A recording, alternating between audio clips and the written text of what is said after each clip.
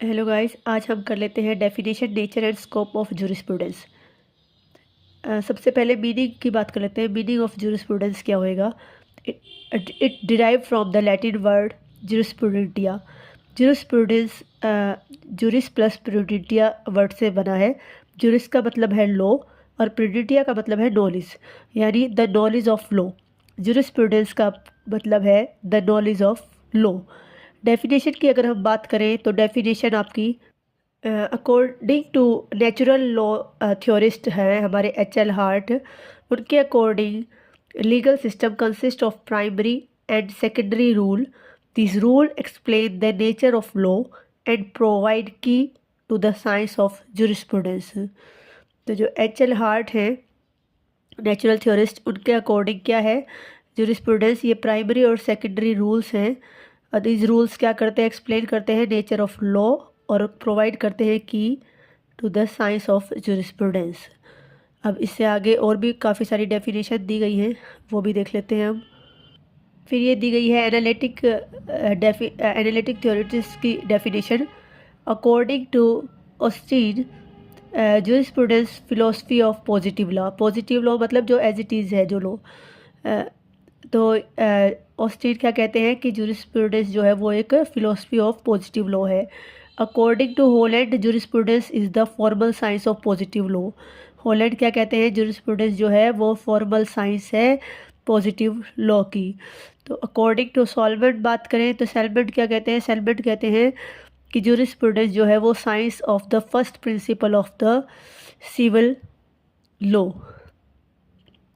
तो अगर हम आइडियलिस्टिक डेफिनेशन देखें तो according to Cicero jurisprudence is the philosophical aspects of law. According to Ulpian हम बात करें तो जूरिस्प्रूडेंस उन्होंने बोला है कि ये है knowledge of things humans and divine, the science of just and unjust. तो ये आपकी डेफिनेशन इंपॉर्टेंट है, इसमें से जितनी भी आपसे हुए वो कर लीजिए। तो मेनली ऑस्टीन की, हेलमेट की, आपकी ऑल्फिन की, तो ये सब आप यहाँ पे लिख सकते हैं। उसके बाद सोशियोलॉजिकल थ्योरिस्ट की डेफिनेशन की बात करें तो अकॉर्डिंग टू रॉस्को पॉन्ड कहते हैं कि जूरिस्प्रूडेंस जो है वो साइंस ऑफ लॉ है। अकॉर्डिंग टू जूलियस स्टोन कहते हैं कि जूरिस्प्रूडेंस जो है वो लॉयर्स एक्स्ट्रोवर्जन्स है। कंसेप्शुअल डेफिनेशन की बात करें तो अकॉर्डिंग टू सी के एलन जूरिस्प्रूडेंस जो है वो scientific synthesis of all essential principal of law है। उसके बाद मार्क्सिस्ट डेफिनेशन अगर हम बात करें तो अकॉर्डिंग टू हेरोल्ड लस्की, जो कि इम्पोर्टेंट डेफिनेशन है, ये क्या कहते हैं? Jurisprudence is the eye of the law. तो ये एक इम्पोर्टेंट डेफिनेशन है, तो आप इसमें जो भी आपको अच्छी लगे वो याद कर लीजिएगा। अब हम नेचर की बात कर लेते हैं कि नेचर ऑफ जूरिस्प्रूडेंस क्या है। तो जूरिस्प्रूडेंस का नेचर को हमने पॉइंट में लिखा है कि it is not a procedural law. तो ये प्रोसीजरल लॉ नहीं है आपका, लाइक क्रिमिनल जस्टिस, मतलब लॉ कैन बी प्रोसीजरल और can be substantive, but the jurisprudence जो है वो प्रोसीजरल नहीं है। It does not provide the procedure. तो सीआरपीसी की तरह इसमें कोई प्रोसीजर आपका नहीं दिया हुआ। उसके बाद है it is not a substantive law. Substantive law means which give us to write, like the Indian Contract Act give us right to enter in the contract, but the jurisprudence can not give us right and also cannot tell about the right duty definition। तो यानी ये आपका कोई Indian contract की तरह या फिर BNS की तरह कोई रूल्स नहीं बता रहा आपको, मतलब राइट और ड्यूटीज़ की कोई डेफिनेशन नहीं दे रहा आपको, ठीक है? तो ये सब्सटेंसिव लॉ नहीं है जूरिस्प्रूडेंस। उसके बाद नॉलेज की बात करें तो jurisprudence give us knowledge about the basic principle of law. It give us the definition about ये हमें remedies, position, ownership, like this. तो इन सब के बारे में यहाँ पे ये नॉलेज देता है। उसके बाद है अनकोडिफाइड लॉ। तो जूरिस्प्रूडेंस जो क्या है वो हमारे बीएनएस कॉन्ट्रैक्ट की तरह कोडिफाइड नहीं है, ये अनकोडिफाइड है, इसमें कोई सेक्शन वगैरह नहीं है। इसके बाद हम नेचर में बात करें तो ये है eye of law. According to professor Laski jurisprudence give us idea about the basic law and various source of the law। It provides insight into how the law operates and how it can be used, यानी कैसे उसको operate करें law को और कैसे उसको use करें to achieve justice and fairness in society. Society में फेयरनेस और जस्टिस बनाए रखने के लिए कैसे लॉ को ऑपरेट किया जाए, कैसे यूज़ किया जाए, ये सब पे नज़र रखता है जूरिस्प्रूडेंस। तो इट इज़ अ साइंस। तो कुछ आपके जूरिस्ट ने इसको साइंस भी कहा है। क्यों कहा है? क्योंकि it is a formal science of positive law, हमारे हॉलैंड ने कहा, क्योंकि यहाँ पे क्या है, इसमें रीजंस हैं, लॉजिक हैं, क्लासिफिकेशंस है, एनालाइज है, तो जूरिस्प्रूडेंस को साइंस भी बोला गया है। It is dynamic in nature, jurisprudence का जो नेचर है वो स्टैटिक ना होकर डायनामिक है। इसका जो एरिया है वो काफ़ी वाइड है और फिक्स नहीं है, फ्लेक्सिबल है इन नेचर। जूरिस्प्रूडेंस जो है interrelation with other science भी है, like political, economic, history, sociology, तो ये इंटर रिलेटेड है, ठीक है। इट इज़ एन आर्ट, इसको आर्ट भी बोला गया है। Law is applied creatively to achieve justice, जज interpret and apply law which requires skills and judgement. तो यहाँ पे स्किल्स और जजमेंट की रिक्वायरमेंट है इंटरप्रेट करने के लिए लॉ को, तो ये एक आर्ट भी है। तो जूरिस्प्रूडेंस वो एक इसका नेचर बताया गया है कि ये एज ए आर्ट है। इट इज़ सोशल, जूरिस्प्रूडेंस जो है वो सोशल का नेचर का है। Law can not be understood without society, jurisprudence examines law as a tool for society.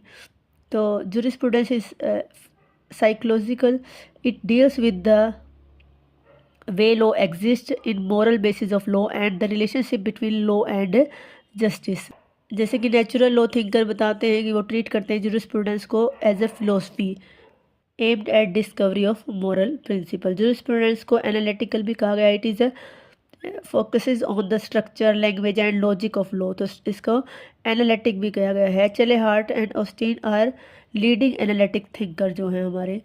अब अगर कंक्लूजन की बात करें तो इसके नेचर क्या क्या है, डायनामिक है, सोशल है, एनालिटिक है, फिलोसफिकल है, साइंस भी बोला गया, इसको एज ए आर्ट भी बोला गया है, inter related with other subjects भी है, आई ऑफ लॉ भी इसको कहते हैं, नॉलेज देता है, अनकोडिफाइड लॉ है, नॉन प्रोसीजरल और नॉन सब्सटेंसिव लॉ है।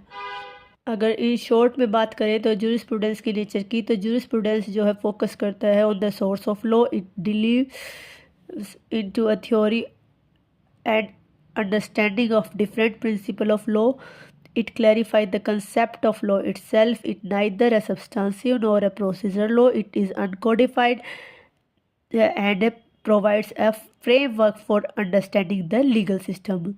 ना सब्सटेंसिव है, ना प्रोसीजरल है, अनकोडिफाइड है, और एक फ्रेमवर्क देता है किसको, अंडरस्टैंड करने के लिए लीगल सिस्टम को। It is the eye of law, jurist describe it as both science as well as social science. तो ये एक आई की तरह काम करता है लॉ के ऊपर, और ये क्या करता है, ये बोथ है आपके लिए, साइंस भी बोल सकते हो और as well as social science भी। अब स्कोप पे आ जाते हैं। स्कोप ऑफ जूरिस्प्रूडेंस की बात कर लें तो अर्ली टाइम पीरियड में इसका स्कोप ज़्यादा बड़ा नहीं था, जूरिस्प्रूडेंस का नैरो था। In the early period of time jurisprudence is the study of only क्या था, मॉरलिटी, रिलीजन और कस्टम। लेकिन ऑस्टीन पीरियड आया। ऑस्टीन पीरियड क्या था, 17th में सेंचुरी में Austin give a theory of law is command of the sovereign. Positive law jurisprudence is the only study about the positive law. Positive law means क्या होगा, law as it is narrow in scope, यानी कोई इधर उधर का नहीं है, जैसा बना दिया लॉ वैसा का वैसा, तो इसको बोलते हैं पॉजिटिव लॉ। तो जूरिस्प्रूडेंस को क्या बोला, पॉजिटिव लॉ। तो ऑस्टीन के पीरियड में क्या थी, ये जो इसकी स्कोप था ये ज़्यादा वाइड नहीं था, ये भी नैरो ही था, ठीक है।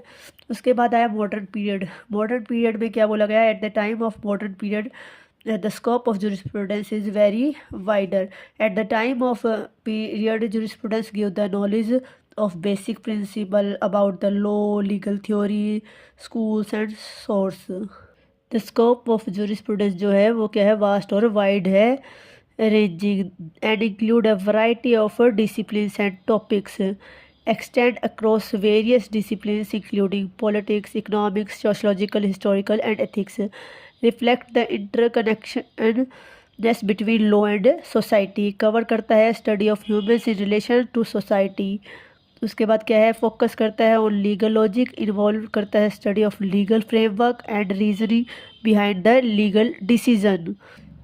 पीबी मुखर्जी ने क्या बोला है वो और देख लेते हैं हम। New jurisprudence is both an intellectual and idealistic abstractions as well as behavior study of men in society. It include political, social, economic and cultural idea and study of a man about state. इन्होंने कहा क्या है, jurisprudence क्या include करता है, basic principle of law, source of law, school of law, right, duty, ownership, possession, obligation, liability, negligence, relation between law and society. तो इन्होंने बहुत वाइड है, इंटेलेक्चुअल और आइडियलिस्टिक दोनों ही है, एक्सपेक्ट रखता है। अब लॉर्ड रेडक्लिफ का क्या व्यू है जूरिस्प्रूडेंस को लेके, वो कहते हैं कि ये पार्ट ऑफ हिस्ट्री है, पार्ट ऑफ इकोनॉमिक है, part of sociology, part of ethics या part of philosophy of life है। कंक्लूजन की बात करें तो जूरिस्प्रूडेंस क्या करता है, क्रूशियल रोल प्ले करता है in the development of legal system and society as it provide a theoretical framework for understanding the law and its underlying principle। यानी ये क्या करता है, एक theoretical framework भी प्रोवाइड करता है अंडरस्टैंड करने के लिए लॉ को और उसके प्रिंसिपल्स को। Through jurisprudence we gain knowledge about the basic principle of law and the source from which they are derived. तो जूरिस्प्रूडेंस के से हम क्या कर रहे हैं, नॉलेज गेन कर रहे हैं कि क्या बेसिक प्रिंसिपल क्या है लॉ की और सोर्स क्या है लॉ की, कहाँ से निकल के आया है। It help us to understand the legal systems of different countries, social and economic factor that shape them. और ये क्या करता है, हेल्प करता है अंडरस्टैंड करने के लिए डिफरेंट कंट्रीज़ के लीगल सिस्टम को और सोशल और इकोनॉमिक फैक्टर जिनकी वजह से ये ऐसा शेप हुआ। ठीक है, तो ये सब हमारा क्या था, जूरिस्प्रूडेंस का हमारा meaning, definition, nature and scope. I hope आप सबको समझ आया होगा। Please like, share and subscribe. Thank you.